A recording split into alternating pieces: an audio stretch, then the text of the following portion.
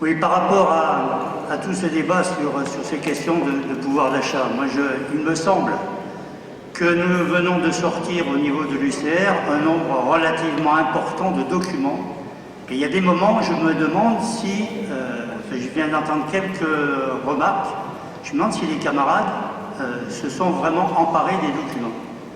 Parce qu'il y a réponse quand même à un certain nombre de choses, et je pense en particulier à ce que disait Daniel sur la CADES. Il y a un document qui a été sorti important sur cette question de la CADES, qui explique d'ailleurs pourquoi on considère qu'effectivement ça ne doit pas être mis à charge de la protection sociale, mais ça doit être le budget de l'État qui aurait dû prendre en charge effectivement ce qu'ils ont mis sur le compte. Ils ont quand même réussi à nous introduire des choses sur des déficits qui vont arriver dans les années à venir. Les 136 milliards, il y a 50 milliards qui sont pour les années à venir. Donc ils ont mis dès maintenant, déjà, dans le cadre de cette mise à la charge de la CADES, du déficit qui va intervenir au niveau de la sécurité sociale sur ce plan. Parce qu'il y a Daniel tout à l'heure, ça risque d'être encore bien pire si effectivement il charge un certain nombre de choses au niveau du budget de l'État. Sur la revendication, je viens d'entendre ce qu'a dit la camarade du Var. Quand on dit qu'il faut demander 100 € tout de suite, c'est pas abandonner la demande de revalorisation des 300 €. C'est considérer qu'il faut les donner tout de suite. Je rappelle que dans le tract qu'on a sorti, ce n'est ni aux retraités ni aux salariés de payer la crise du coronavirus. On dit aussi que depuis 2011, pour simplement remettre à niveau par rapport à l'évolution des prix, il faudrait déjà augmenter de 3% l'ensemble des retraites. Parce que depuis cette période, effectivement, on subit des attaques importantes. Moi, je vais faire une remarque à la camarade de la santé sur la péréquation. Elle a parfaitement raison, sauf que cette question de la péréquation, elle est abandonnée depuis longtemps dans la tête de l'ensemble des camarades de la fonction publique, et ça ne concerne que les camarades des trois versants de la fonction publique, la péréquation. Ça ne concerne pas d'autres camarades. Et déjà expliquer ce que c'est que la péréquation, on a bien du mal à certains moments de pouvoir expliquer ce que c'est que la péréquation. Moi, sur le chiffrage qu'a donné Cathy, de dire 100 €, c'est 1,7 milliard. Alors c'est vrai qu'on peut le rapporter aux 100 milliards du plan du gouvernement, mais on peut aussi le rapporter aux 10 milliards de réduction d'impôts qu'ils sont en train de faire au niveau des entreprises. Les impôts de production qui vont diminuer, c'est 10 milliards par an. Alors est-ce qu'on ne peut pas donner 1,7 milliard aux retraités quand on est capable de donner 10 milliards au patronat? Je crois que c'est quelque chose d'important qu'on peut effectivement mettre largement en avant sur cette question-là. Dernier élément que je voudrais indiquer sur la question de la revalorisation qui n'est pas intervenue pour les camarades qui ont une pension mensuelle brute, parce que c'est du brut dont il faut parler, entre 2001 € et 2014,99, parce que c'est ça la réalité. Il faut rappeler, et Françoise a raison quand elle dit, moi, la retraite complémentaire, c'est 40% du total de mes pensions.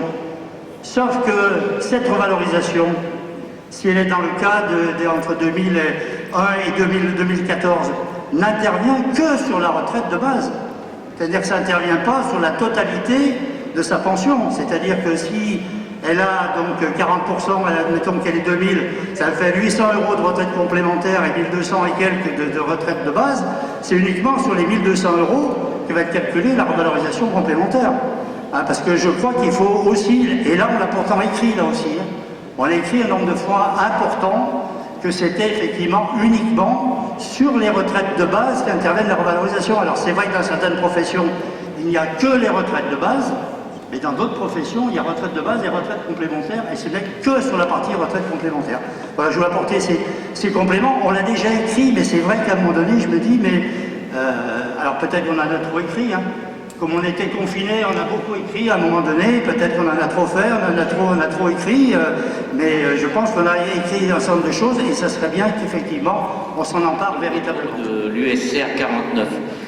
Moi, je suis en quelque sorte d'accord avec tout ce qui a été proposé. Par contre, l'appel, dans l'appel, il me semble, il faut faire attention de vouloir soit étendre ou soit d'aller trop vite.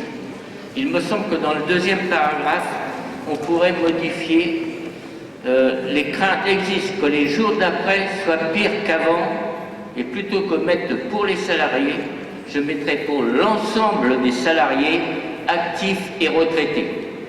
Ça nous ramène sur le fait d'être ensemble avec les actifs. Je crois que c'est important. Et par la suite, par l'accentuation d'une politique de casse de l'emploi, de baisse du pouvoir d'achat et de l'explosion de notre système de protection sociale. Parce que dans les attaques, il n'y a pas seulement que la santé, il y a aussi tous les budgets par rapport à la famille et tout ça qui sont remis en cause. Jean-François, toujours des Vosges. Oui, moi je voulais intervenir sur un point qui me semble important, c'est quand on va sur le terrain, la connaissance et le vécu des camarades sur la Sécu n'est pas le même que ceux des initiés, entre guillemets, dont nous faisons un peu partie, petite partie pour ce qui me concerne, mais il faut quand même être vigilant là-dessus. C'est-à-dire que, comme en stratégie militaire, si on veut gagner, il vaut mieux amener l'adversaire sur son terrain que d'aller sur le terrain de l'adversaire. Il faut jouer sur notre vision et notre projet de Sécu depuis l'origine. Et je pense que les 75 ans de la Sécu sont quand même un moment incontournable à utiliser pour expliquer ce qu'était la Sécu au départ. Quelle est l'idée qui a permis d'aller sur ce sujet-là? Je rappellerai, je fais partie d'une mutuelle d'entreprise et que nous avons conscience que si on avait une réelle Sécu comme ça a été créé au départ, les mutuelles n'existeraient pas. Il n'y a pas besoin de mutuelle si on a une réelle Sécu. Alors quand on parle de pouvoir d'achat, regardez ce qu'on paye pour la mutuelle par mois. Quand certains me font des récriminations par rapport aux cotisations, je parle de syndicales, qui sont quand même minimes, je demande autour de la table qui est-ce qui a été opéré ou vu avec un spécialiste où il a payé des, comment on appelle ça, des suppléments d'honoraires, des dépassements d'honoraires. Et là, on arrive dans des échelles qui sont incomparables avec ceux qu'on demande, par exemple, au niveau d'une cotisation. Ne pas oublier aussi que le patronat a quand même, et le gouvernement, ils ont un peu gagné sur l'idée qu'on parle de charges salariales. Or, ce n'est pas des charges salariales, c'est des cotisations sur le monde salarié, c'est pas où je vais la prendre, qui sont perçues.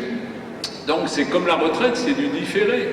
Or, on a l'impression que c'est les patrons qui payent. Non, ils payent que ce qu'on... Ils essayent de payer le moins possible. Et s'ils peuvent être déchargés, on l'a dit, ils le font. Alors, mettre en exergue les 1,7 milliard et les 100 milliards, c'est important, parce que le patronat utilise toujours les arguments financiers et nous renvoie dans nos 22 mètres, comme on dit au rugby, en disant qu'on ne connaît rien à la gestion. On n'est pas bête, hein. 1,7 milliard et 100 milliards, c'est pas pareil. Je prends un exemple tout à fait en dehors, mais pour montrer jusqu'où ça va. On vient d'annoncer que pour le ferroviaire, on va mettre 5 milliards et quelques pour la SNCF. Or, en réalité, sur les 5 milliards, je ne sais plus, 4, je crois, Bernard me contredira peut-être, il y a 4,7 milliards qui vont aller aux grands travaux. Et les grands travaux, c'est qui? C'est les grands groupes du BTP. Donc voilà comment on présente les choses. Et quand on parle aux cheminots, on leur dit les 5 milliards, c'est pas la SNCF qui va les toucher. Bien sûr, ça va renouveler le terrain à SNCF, mais ce n'est pas les cheminots qui en auront le bénéfice, et ce n'est pas la SNCF qui aura une gestion payée. Juste de lui faire un transport. Moi, je pense qu'il faut qu'on soit plus offensif sur le fait que les retraités ne sont pas des nantis, quels qu'ils soient. Mais c'est pas gagné, et c'est des fois pas gagné, je discutais avec Martine tout à l'heure, c'est des fois pas gagné dans nos rangs. C'est-à-dire que, y compris sur la question de l'augmentation des pensions, il y a un certain nombre de gens qui se disent les actifs, ils ont été au chômage partiel, et ils vivent des situations, parfois ils touchent plus que leurs enfants quand les enfants ne sont pas au chômage. Ceci étant, ça ne veut pas dire qu'il ne faut pas le faire.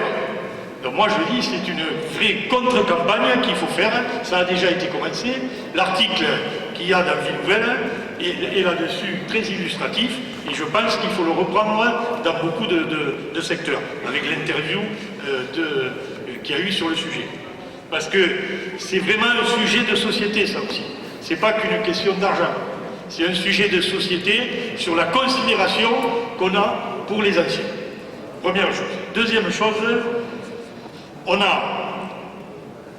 il faut qu'on acte très clairement et de manière très offensive l'augmentation des retraites. Ça, je pense que il faut que ce soit très fort. Et on a besoin de gagner tout le monde là-dessus. Je le dis dans nos rangs, mais aussi au-delà. On a besoin de gagner tout le monde sur la question de l'augmentation des retraites. Alors, on a un matériel, ça a été dit, je n'y reviens pas, mais j'y reviens juste pour dire qu'il faut vraiment l'utiliser, ce matériel. Avec des tableaux, on a fait aussi des argumentaires pour que les militants y puissent aller, parce qu'on ne peut pas faire des tracts grand public qui sont avec tous les éléments. Donc on fait des argumentaires pour que justement les camarades dans les secteurs se saisissent de l'argumentaire pour aller au débat. Parce que oui, c'est une vraie lutte idéologique ça. Troisième chose, moi je me passionne, je ne pas. Troisième chose, les 100 €, bon moi je les découvre. Ça mérite peut-être réflexion. C'est vrai que j'ai toujours un peu des difficultés avec le pragmatisme et les revendications crédibles. Même si c'est vrai qu'il faut se rendre à l'évidence aussi des rapports de force tels qu'ils sont.